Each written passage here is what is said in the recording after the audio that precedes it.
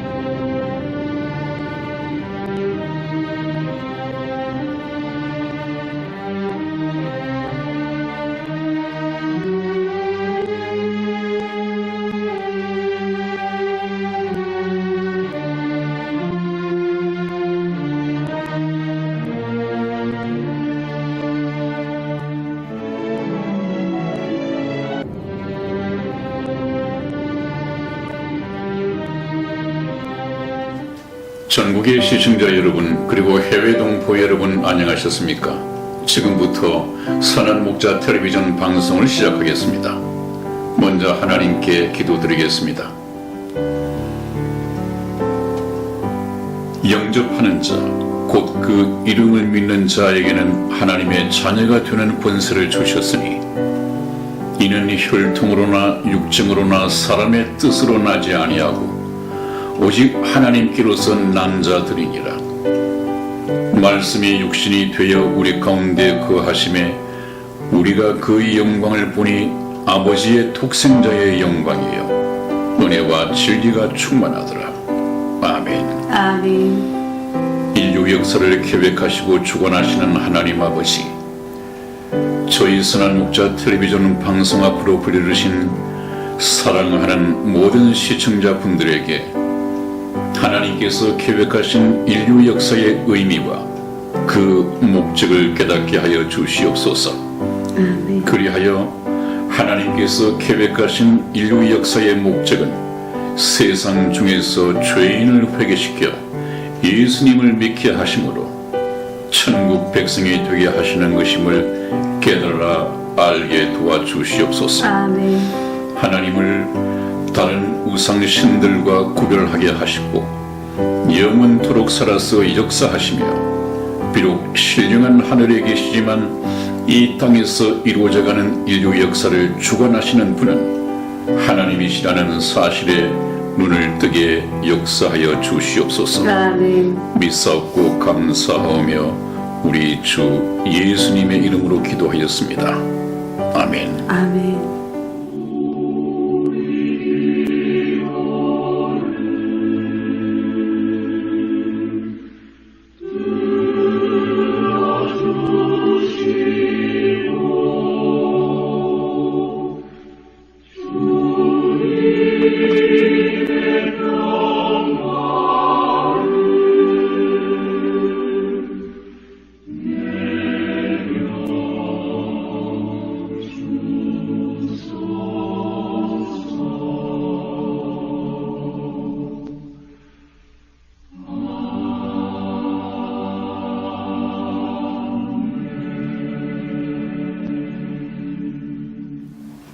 네, 여러분 새해 잘 지내고 계시죠? 세월 참 빠르죠. 그래서 성경에서는 세월을 아끼라 때가 악하니라 그런 말씀을 하고 계십니다. 세월을 아끼라, 시간을 아끼라는 말씀이죠. 그 시간을 아껴서 남는 시간을 어디에다가 사용을 해야 한다? 너무 세상 일에만 뺏기지 말고 하나님 나라에 들어갈 준비를 하라는 것입니다. 그래서 저는 여러분들에게 좀 권면하고 싶은 것이, 교회를 다니는 사람들은 11조를 낸다, 소득의 11조를 바친다, 이런 생각을 가지고 있는데, 11조는 꼭 이 소득의 11조뿐만 아니라 저는 여러분들에게 하나님으로부터 받은 이 시간의 11조도 바치는 것이 좋겠다. 그런 말씀을 합니다. 그래서 하루 24시간 중에서 적어도 10분의 1만큼은 하나님께 그 시간을 드리기를 원합니다. 그것은 성경 말씀을 공부해야 하고 기도해야 하고 또 전도해야 하고 그 중에 특히 중요한 것은 저희 선한 목자 텔레비전의 이 방송 동영상을 시청하시는 것을 권면하고 싶습니다. 아마 저희 방송을 처음부터 보면 기초부터 이 복음에 이르기까지 참 잘 순서가 짜여 있습니다. 제가 거기에 굉장히 신경을 썼거든요. 여러분들에게 구원의 확신을 심어주기까지 기초에서부터 어떤 과정을 거쳐서 결론적으로 복음을 말씀드릴 것인가, 이거 상당히 신경을 썼거든요. 그렇기 때문에 신학교에서도 가르치지 않는 이 성경 말씀을 그대로 체계 있게 제가 만들어 보고 있습니다. 아마 제 방송을 순서대로 쭉 따라오시면 좋은 구원의 열매를 반드시 수확할 수 있을 것이라고 믿습니다.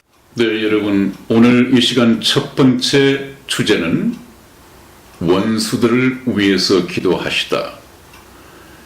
예수님께서는 그렇게 로마 평정, 또 유대인들에게 조롱받고 또 양손에 못 박히고 발에 못 박히고 이렇게 십자가상에서 달려서 돌아가시기 전까지 그 원수들을 위해서 기도하실 것이다. 인간으로서는 도저히 생각할 수도 없는 그 원수들을 위해서 기도하실 것이다. 이 말씀이 또 1000년 전에 기록이 되어 있었습니다.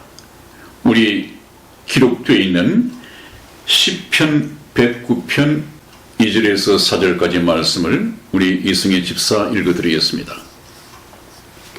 대저 저희가 악한 입과 괴사한 입을 열어 나를 치며 거짓된 혀로 내게 말하며 또 미워하는 말로 나를 두르고 무고히 나를 공격하였나이다.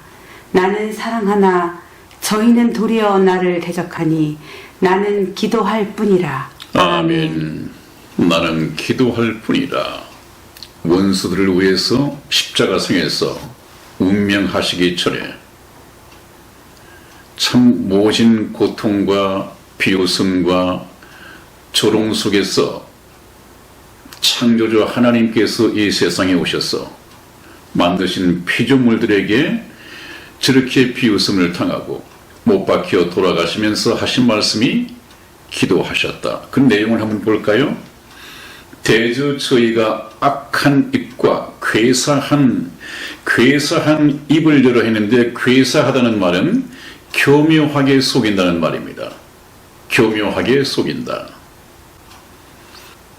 괴사한 입을 열어 나를 치며 거짓된 혀로 내게 말하며 그랬습니다. 예수님께서 여기서 하신 말씀, 거짓된 혀라고 하는 것은 무엇입니까? 예수님을 십자가에 매달아 죽이라고 이렇게 죄목을 가져왔는데, 그 죄목 중에 하나가 이 자는 모세의 율법 가운데에서 안식일을 범한 자이다 그랬습니다. 예수님께서는 안식일 날 병자를 고치고 또 소경의 눈을 뜨게 하고 이런 일을 하셨거든요. 이것은 유대인들이 지키는 이 모세의 율법에 따르면 이것은 있어서는 안 되는 일입니다. 유대인들은 안식일의 의미를 모르고 있었습니다. 예수님께서 뭐라고 말씀하셨습니까? 너희 중에 누가 소가 웅덩이에 빠졌다, 안식일에. 그러면 너희는 안식일이라는 이유로 그 소를 건져내지 않겠느냐? 이렇게 말씀으로 되받아쳤습니다. 그리고 하신 말씀이 사람이 안식을 위해서 있는 것이 아니라 안식이 사람을 위해서 있는 것이다. 나는 안식의 주인이니라. 그렇게 말씀을 하셨죠. 그 말씀은 무슨 말씀이냐 하면 지금 유대인들이 알고 있는 이 하나님의 안식은 이미 깨어졌습니다. 언제 깨어졌느냐? 벌써 에덴 동산에서 깨어졌습니다, 여러분. 하나님께서는 첫째 날, 여섯째 날, 마지막에 아담과 하와를 하나님의 자기의 형상대로 지으시고 아담과 하와가 바로 하나님께서 모든 것을 창조하신 궁극적인 목적이었습니다. 하나님의 형상대로 사랑의 짝을 지어 놓으시고 얼마나 좋았습니까? 하나님 보시기에 심히 좋았더라. 그렇게 하나님께서 말씀하셨습니다. 그런데 어느 날 보니까 하나님의 기뻐하시던 그 작품이 깨어져 버렸습니다. 왜 깨어졌습니까? 하나님을 보고 하나님과 사랑을 나누어야 할 그런 목적으로 지음을 받은 인간이 하나님의 명령을 불순종하고 사단과 짝짝꿍돼서 사단을 따라서 나섰습니다. 하나님께는 등을 돌리고 사단을 따라서 나섰습니다. 더 이상 하나님은 만드신 모든 피조물이 좋아 보이지 않았습니다. 하나님의 안식이 그때 깨어졌습니다. 왜 그렇습니까?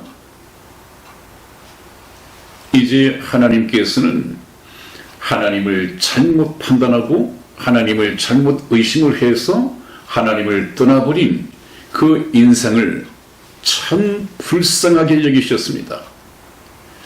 저놈들이 뭔가 잘못 생각하고 사단을 따라 나서는데 사단을 따라 나선 저 운명이 영원한 운명이 어떻게 될지 모르고 하나님을 등졌구나.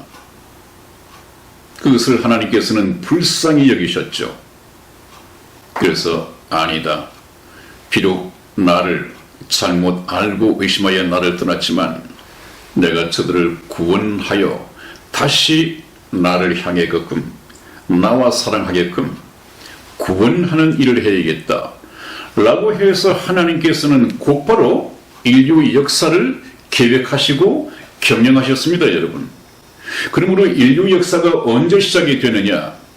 아담과 하와가 죄를 범하고 지옥 갈 운명을 타고 났을 때부터 하나님께서는 바로 인류 역사를 계획하셨습니다.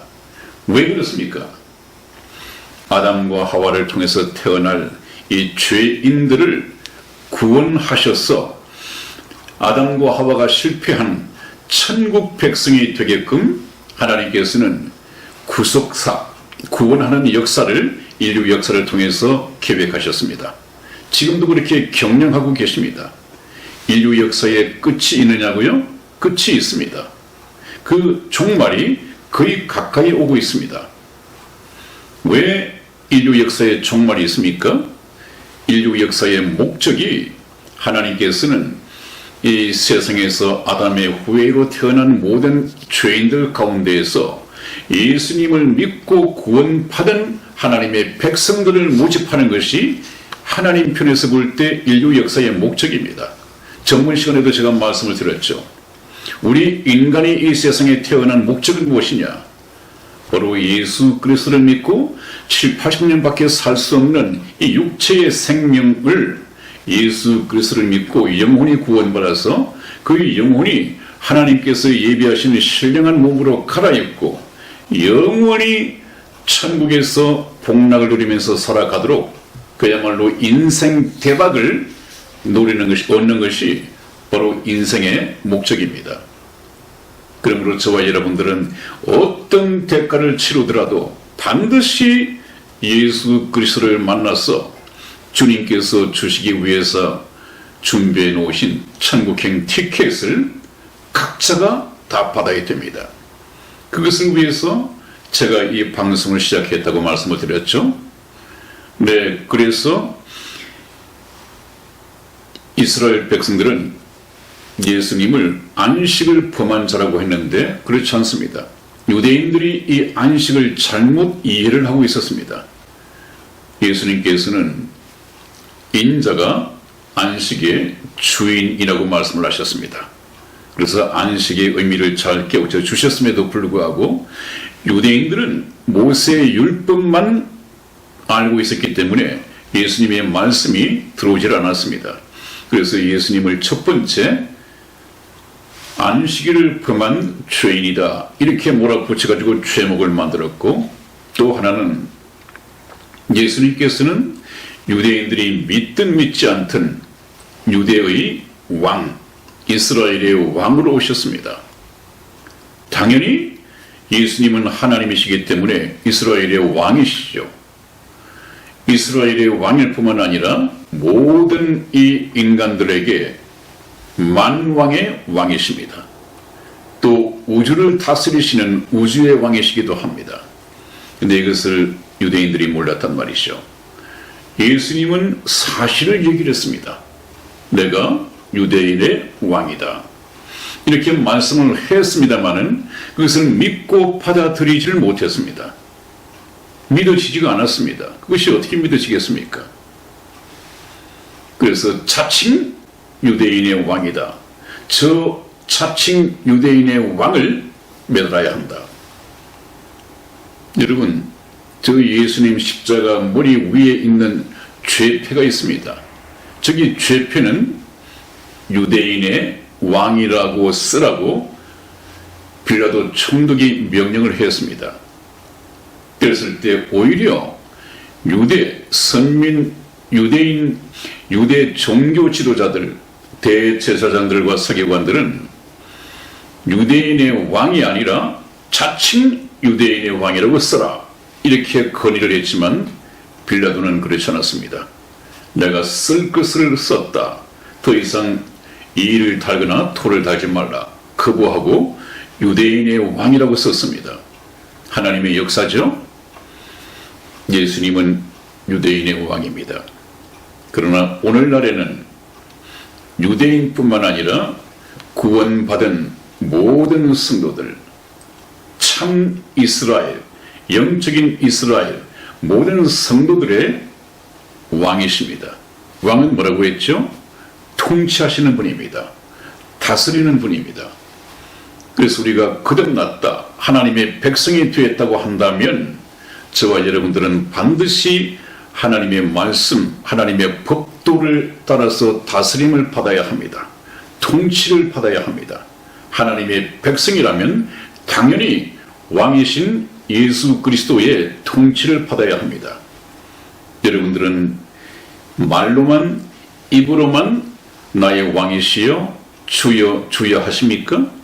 아니면 여러분들의 생활 내용이 예수님을 왕으로 모시고 그 왕의 말씀에 순종하는 삶을 살고 있습니까?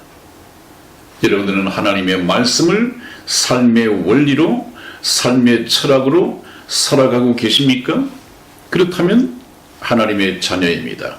하나님의 백성입니다. 하나님을 왕으로 모시고 통치받는 하나님의 백성이 틀림없습니다. 그러나 하나님의 말씀 순종 따로, 또 교회 다니는 믿음 따로로 한다면 이것은 그야말로 무늬만 크리스찬, 나이롱 신자라고 하죠. 하나님과는 저는 상관이 없습니다. 교회를 다니고 집사, 권사, 장로님, 목사라고 할지라도 하나님의 통치를 따르지 않는다면, 하나님의 말씀을 따라서 삶을 살아가지 않는다면, 믿음 따로 생활 따로 그렇다고 한다면 그분은 하나님과 상관없는 그냥 종교인일 뿐입니다. 명심해야겠죠. 그리고 또 깨닫지 못한 나머지 예수님을 보고 한 말이 무엇입니까? 성전을 헐고 사흘 동안에 짓는다고 거짓말을 한 저자를 십자가에 매달아야 한다. 유대인들은 예수님께서 말씀하신 그 성전의 개념을 몰랐습니다. 너희가 이 성전을 헐라고 했을 때 예수님이 하신 말씀은 이 성전, 하나님께서 내 속에 계심으로 내 육체가 바로 성전이다. 이 나를 십자가에 매달아서 잡아 죽여라. 그러면 하나님께서 나를 3일 후에 다시 부활시키실 것이다. 그 말입니다. 그런데 그 말씀을 깨달을 수가 있습니까? 유대인들은 이 헤롯이 지어준 저 성전, 빌딩, 저것은 우리 조상들이 46년 동안에 걸쳐서 지었거늘 내가 혼자서 3일 만에 짓겠다고 이해를 못했습니다. 그런 모든 것이 거짓된 혀로 내게 말하며 그랬습니다. 그리고 4절 말씀에 나는 사랑하나 저희는 도리어 나를 대적하니 그랬습니다. 나는 저들을 사랑하지만 하나님이신 예수님은 그렇습니다. 죄인들을 사랑하셨습니다. 죄는 미워하지만 죄인들은 사랑하셨습니다. 죄인들의 죄만 씻기고 의인으로 만들어서 하나님의 백성 삼기 위해서 예수님께서는 십자가상에서 돌아가셨으니까요. 요한복음 3장 16절에 그런 말씀이 있지 않습니까? 하나님이 세상을 이처럼 사랑하사 독생자를 주셨으니 이는 저로 말미암아 모든 사람이 다 구원을 얻게 하려 함이니라, 영생을 얻게 하려 함이니라, 그런 말씀을 하셨습니다. 하나님께서는 죄인들을 사랑하십니다. 그러나 문제는 죄인들이 하나님을 사랑하지 않고 예수님께 가지를 않는 데 문제가 있습니다. 그 말씀입니다. 나는 저희들을 사랑하지만 저희는 도리어 나를 대적하니 나는 할 수 있는 것이 기도할 뿐이다. 참 절망적인 말씀이죠. 이런 비극이 실제 역사 속에 성취되었습니다. 신약성경 루가복음 23장 34절 말씀 제가 읽어드리겠습니다. 이에 예수께서 가라사대 아버지여 저희를 사하여 주옵소서, 자기의 하는 것을 알지 못함이니이다 하시더라 그랬습니다. 그 참 찌르고 욕하고 조롱하고 하는 이런 유대인들과 로마 병정들, 자기들이 지금 나를 모르고 나에게 하는 것이 무엇인지도 모르고 하는 짓이다. 그러므로 저들을 용서하여 주시옵소서. 바로 예수님이 그렇게 기도하셨습니다. 다음 보시겠습니다. 이번에는 예수님이 십자가상에서 돌아가시지만 뼈가 하나도 꺾이시지 않고 온전히 보존되실 것이다 하는 것이 성경 말씀 기록이 되어 있습니다. 우리 시편 34편 20절 말씀을 이승희 집사 읽어드리겠습니다. 그 모든 뼈를 보호하시며 그 중에 하나도 꺾이지 아니하도다. 아멘. 그렇습니다. 이것 또한 예수님이 십자가에 달리시기 1000년 전에 기록된 예언의 말씀입니다. 그런데 예수님께서 십자가상에서 돌아가실 때 문자 그대로 이루어졌습니다. 여러분, 예수님께서 십자가상에서 하신 말씀, 기도하였다, 또 어찌하여 나를 버리셨나이까, 이런 말씀은 혹시 또 의심하는 사람들은 그건 예수님이 자기가 메시아인 것처럼 구약 성경을 외워서 그렇게 말했을 수가 있지, 이렇게 비난할 수가 있겠지만, 이거 한번 보십시오. 이것은 예수님의 뜻대로 되어진 것이 아니지 않습니까? 한번 보십시오. 요한복음 19장 32절에서 33절까지 말씀에서 제가 읽어드리시죠. 이렇게 성취되었다는 말씀입니다. 군병들이 가서 예수와 함께 못 박힌 첫째 사람과 또 그 다른 사람의 다리를 꺾고, 이 사람들은 양쪽에 달렸던 강도죠. 그 강도들, 군병들이 나중에 시간이 돼서 첫 해가 금요일이기 때문에 금요일 오후부터는 이 유대인들의 율법에 따르면 안식일 예비일이 됩니다. 안식일 예비일이 되면 저 부정한 시체를 매달아 둘 수가 없는 것이죠. 그 시체를 내려야 됩니다. 그래서 안식일 예비 되기 이전에 군병들이 가서 예수와 함께 못 박힌 두 강도의 다리를 꺾고 했습니다. 이것은 아직까지 죽지 않았으니까 십자가에 못 박아서 죽여봐야 탈진하고 목숨이 끊어지기 전까지는 상당한 시간이 걸리겠죠. 그래서 로마 군병들이 시체를 내리기 위해서 돌아보니까 아직까지 살아있습니다. 그래서 다리를 꺾어가지고 죽여서 시체로 내린다는 그 얘기입니다. 그런데 예수께 이르러 보니까 예수님은 이미 영혼이 돌아가셔버렸습니다. 죽은 것을 보고 다리를 꺾을 필요가 없으니까 다리를 꺾지 아니하고 그랬습니다. 여러분, 이것은 굉장히 중요한 비밀스러운 얘기입니다. 강도들은 아직까지 살아있었는데 예수님께서는 왜 그 이전에 돌아가셔야 했느냐, 죽으셔야 했느냐? 뼈가 하나도 꺾이지 않기 위한 하나님의 역사입니다. 예수님이 십자가상에서 돌아가신 것은 저 강도들처럼 어떻게 자기가 지은 죄 때문에 그냥 죽어야 하는 그런 사람이 아니었습니다. 예수님은 이 세상에 오셔서 모든 인간의 죄를 대신 짊어지시고 십자가에 달리신 것이 한 마리의 어린이 양으로 하나님께 속죄 제물, 하나님께 제사 드려지는 희생 제물로 돌아가셔야 하는 제물이기 때문에 하나도 뼈가 꺾이고서는 안 됩니다. 그것이 이미 레위기 이 구약에 하나님 앞에 제사 드려지는 하나님께 바쳐지는 희생 제물은 흠도 점도 없이 온전한 것이어야 한다. 그렇게 규정이 되어 있습니다. 예수님은 두 강도와 달리 하나님께 제사 드려지는 제사 희생 제물이기 때문에 구약의 율법에 따라서 뼈가 하나도 꺾이고서는 안 됩니다. 온전해야 합니다. 흠도 점도 없어야 합니다.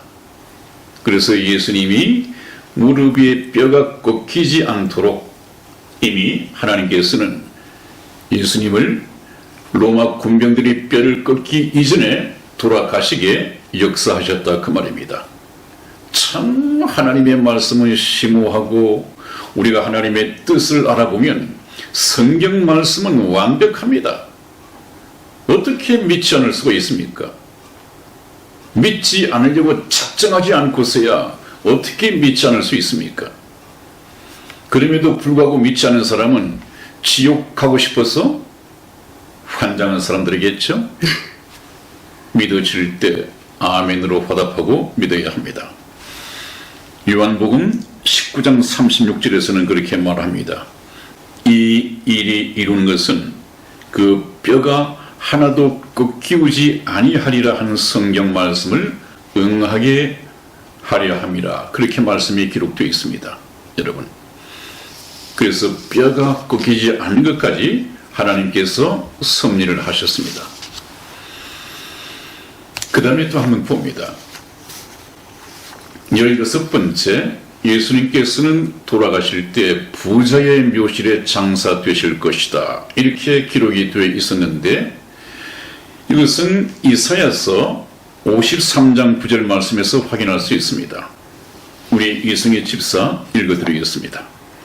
이사야서 53장 9절입니다. 그는 강포를 행치 아니하였고 그 입에 괴사가 없었으나 그 무덤이 악인과 함께 되었으며 그 묘실이 부자와 함께 되었도다. 아멘. 그렇습니다. 그는 바로 후에 이 장사 되실 예수님을 가르치죠. 그 무덤이 악인과 함께 되었으며 그렇습니다. 예수님께서는 그냥 예수님을 모르는 사람들이 볼 때 강도 가운데 가장 비참하게 죽은 양쪽의 강도들도 그냥 손과 발에 못 박힌 것 밖에 없는데 가운데 높이 달린 이 예수님은 두 강도보다 얼마나 비참하게 돌아가셨습니까? 머리 끝에 가심연료관에서부터 그 살점이 달아난 채찍 맞은 등짝, 가슴, 가장 비참하게 돌아가셨는데 사람들이 볼 때는 어떻습니까? 저 예수라는 사람은 하나님 앞에 얼마나 많은 죄를 지었으면, 두 강도보다도 얼마나 많은 죄를 범했으면 저렇게 비참하게 죽을 수 있을까? 사람들은 그렇게 생각했을 것입니다. 그 무덤이 악인과 함께 되었으며 그 묘실이 부자와 함께 되었도다 하는 말씀이 이제 오늘 이 말씀의 주제죠. 부자의 묘실에 장사되었다. 우리가 알기에 예수님은 아주 가난한 이 목수의 아들로 태어났습니다. 참 하나님 예수님께서는 이 세상에 계실 때 여우도 굴이 있고 참 새도 자기의 보금자리가 있는데 인자는 머리 둘 곳이 없다. 그렇게 한탄하신 적이 있었죠. 참 가난하신 이 예수님께서 부자의 묘실에 장사된다? 이것은 구약 성경에 예언이 되어 있다 하더라도 현실적으로 본다면 거의 불가능한 일이었습니다. 그런데 한번 보십시오. 마태복음 28장 57절에서 60절 말씀에 이렇게 기록이 되어 있습니다. 저물었을 때에 예수님께서 십자가상에서 내려진 그날 해가 저물었을 때의 그 말입니다. 제자 중에 아리마대의 부자 요셉이라 하는 사람이 왔으니 그도 예수의 제자라. 빌라도에게 가서 예수의 시체를 달라 하니 이에 빌라도가 내어주라 분부하거늘 요셉이 시체를 가져다가 정한 세마포로 싸서 바위 속에 판 자기 새 무덤에 넣어두고 큰 돌을 굴려 무덤 문에 놓고 가니 그랬습니다. 이 말씀을 보면 예수님은 가난하셨지만은 이 부자 아리마대 요셉이라고 하는 이 제자가 자기가 죽으면 들어갈 예비된 새 무덤이 있었습니다. 참 호화로운 무덤이었겠죠. 부자였으니까. 이 무덤에 자기 주님이신 예수님을 먼저 장사 지냈습니다. 이렇게 됨으로써 680년 전에 예언되어 있던 부자의 묘실에 장사되실 것이라고 하는 것이 그대로 이루어졌습니다. 여러분 참 신기하죠? 한 개, 두 개가 아니라 참 신기하죠? 그 다음에 또 하나, 17번째, 이렇게 장사되어진 예수님은 썩지 않고 부활하실 것이다 하는 것이 또 예언이 되어 있었습니다. 예수님이 돌아가시기 1000년 전 시편 16편 9절에서 10절까지 말씀에 기록이 되어 있습니다. 한번 보시겠습니다. 이러므로 내 마음이 기쁘고 내 영광도 즐거워하며 내 육체도 안전히 거하리니 이는 내 영혼을 음부에 버리지 아니하시며 주의 거룩한 자로 썩지 않게 하실 것임이니이다. 아멘. 아멘. 한번 보십시오, 여러분. 1000년 전에 이름으로 내 마음이 기쁘고 내 영광도 즐거워한다고 했는데 여기 나와 있는 이 영광이란 것은 원어적인 의미는 내 영입니다. 내 영. 내 영도 즐거워하며 내 육체도 안전히 거하리니 그러면 마음과 영과 육체가 다 나왔죠. 이는 왜 그런가 하면 내 영혼을 음부에 버리지 아니하시며 주의 거룩한 자로 썩지 않게 하실 것임이니이다 그랬습니다. 그래서 예수님께서는 썩지 않고 부활하실 것이다 하는 이 말의 의미가 포함이 되어 있습니다. 실제 그렇게 이루어졌습니다. 신약 성경 마태복음 28장 6절 말씀에 그가 여기 계시지 않고 그의 말씀하시던 대로 살아나셨느니라 와서 그 누우셨던 곳을 보라 그랬습니다. 이것은 마리아와 막달라 마리아 이 두 여인이 예수님의 이 무덤을 찾아갔을 때 천사가 일러준 말입니다.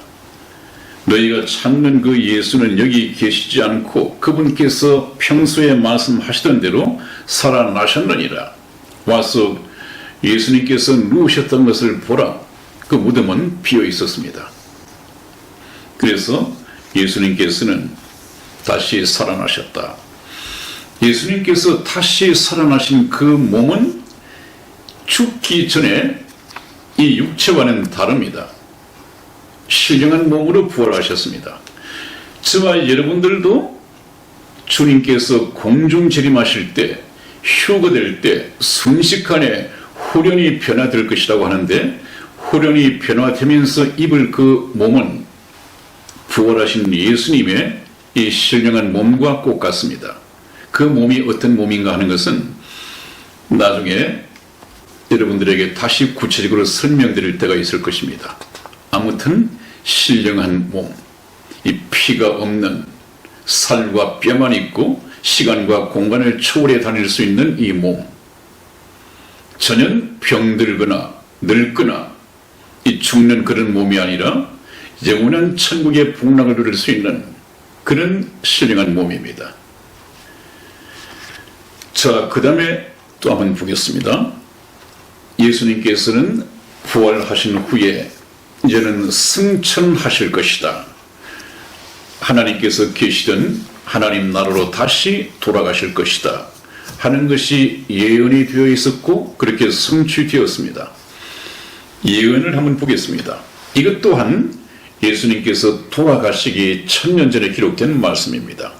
시편 68편 18절 말씀을 찾아서 우리 이승희 집사 읽어드리겠습니다.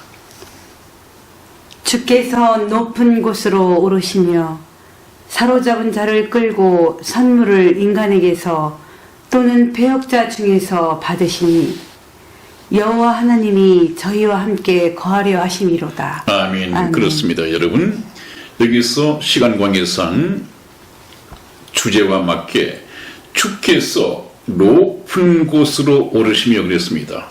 이것은 부활하신 후에 승천하실 것을 예언한 말씀이죠. 예수님께서는 실제 역사 속에서 승천하셨습니다. 성취된 것을 제가 신약 성경 사도행전 1장 9절에서 11절까지 말씀을 읽어드리겠습니다. 이 말씀을 마치시고 저희 보는 데서 올리워 가시니 구름이 저를 가리워 보이지 않게 하더라. 올라가실 때에 제자들이 자세히 하늘을 쳐다보고 있는데 흰옷 입은 두 사람이 저희 곁에 서서 가로되 갈릴리 사람들아 어찌하여 서서 하늘을 쳐다보느냐. 너희 가운데에서 하늘로 올리우신 이 예수는 하늘로 가심을 본 그대로 오시리라 하였느니라. 제자들이 보는 가운데에서 하늘나라로 올라가셨습니다. 이것은 환상이 아닙니다. 꿈이 아닙니다. 실제 감람산에서 올라가셨습니다. 그래서 지금은 어디 계신가? 그것 또한 마가복음 16장 19절에 나와 있죠. 이 승천하신 예수님께서는 주 예수께서 말씀을 마치신 후에 하늘로 올리우사 하나님 우편에 앉으시니라. 그렇게 또 있습니다, 여러분. 그래서 부활하신 예수님께서는 승천하시고 지금 하나님 우편에 계시다. 그분께서 이제 하나님 우편에 앉아 계시다가 때가 되면 자기 구원받은 성도들을 데려가시기 위해서 재림하실 것입니다. 그분이 재림 예수님이십니다. 그런데 이 땅에 있는 재림 예수들은 여기 이 땅에서 재림 예수라고 살았다가 죽었던 이 재림 예수들은 전부 다 사기꾼들이죠. 그 미혹에 빠져서는 안 되겠습니다. 네, 여러분, 오늘 여기까지 제가 말씀을 드림으로써 예수 그리스도에 대한 예언과 성취, 하나님께서 보내신 메시아에 대한 필요 충분 조건 간추려서 18가지를 말씀을 드렸습니다.